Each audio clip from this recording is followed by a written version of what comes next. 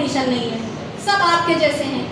दूसरी चीज कि हिंदी साहित्य पढ़ने से आपके पास एस्से के लिए भरपूर मात्रा में कंटेंट हो जाए। मैं आपसे बात करते हुए आपको 4 कविताएं सिर्फ इसलिए सुना पा रही हूँ क्योंकि मैंने हिंदी साहित्य पढ़ा। अच्छे शब्द इसलिए आपके पास हो जाएंगे क्योंकि आप लिटरेचर पढ़ेंगे, तो वो एक अच्छा ऑप्शन है।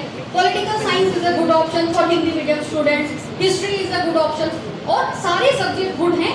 आपको ये देखना है कि उस समय कौन सा सब्जेक्ट खोलेंगे। बच्चे इमोशनल होकर छोड़ नहीं पाते।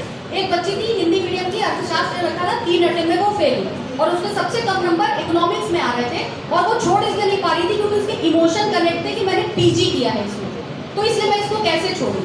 लास्ट में उसको कन्विंस करके छुड़वाया गया और उसने अपना ऑप्शनल चेंज किया और उसने यूपीएससी निकाली।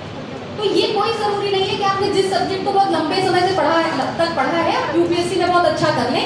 डिपेंड करता है कि उस समय किस सब्जेक्ट की बयार चल रही है और आपको उसी में से सेलेक्ट करना होता है कि आपको कौन सा सब्जेक्ट लेना है। ठीक है, तो मुझे उम्मीद है कि मैंने जो बातें आपसे कही हैं उसमें आपकी बहुत सारी शंकाओं का समाधान हो गया होगा, और जिन शंकाओं का समाधान नहीं हो पाया है सर अपनी बात कहेंगे, उसके बाद जो भी आपके सवाल हैं मैं कोशिश करूंगी कि मैं उनका जवाब दे पाऊँ। ठीक है, तो मुझे आपसे ये प्रॉमिस चाहिए कि आज के इस सेशन के बाद आप किताबें पढ़ने की तरफ लौटेंगे, और ज़रूर लौटेंगे, और आपके कॉलेज का जो सिलेबस है उसको फिर से उठा के इस नज़रिए से पढ़िएगा कि क्योंकि मैम ने कहा था कि किताबों की तरफ लौटना है तो मुझे पढ़ना है, और यूपीएससी की तैयारी अगर आपको सीरियसली करनी है आप आज ही जाइए, आपके जो कोर सब्जेक्ट्स हैं उससे अलावा सब्जेक्ट की एनसीईआरटी ले लीजिए और रोज आधा घंटा 1 घंटा उनको देना शुरू कर दीजिए, और नोट्स जरूर बनाइए। सिर्फ अच्छा पढ़ने से नहीं होगा, अच्छा लिखना भी उतना ही इंपॉर्टेंट है, प्रैक्टिस करना भी इंपॉर्टेंट है। आपका जो ज्ञान है ना, किताबों में जो ज्ञान है ना, वो लोहा है, लोहा,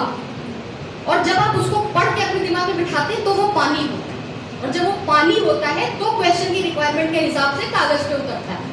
आप सोचेंगे कि आपने लोहे को उठा लिया और परीक्षा में जाके उसको कैसे घुसेड़ेंगे, छोटे मुंह का बर्तन है उसमें लोहा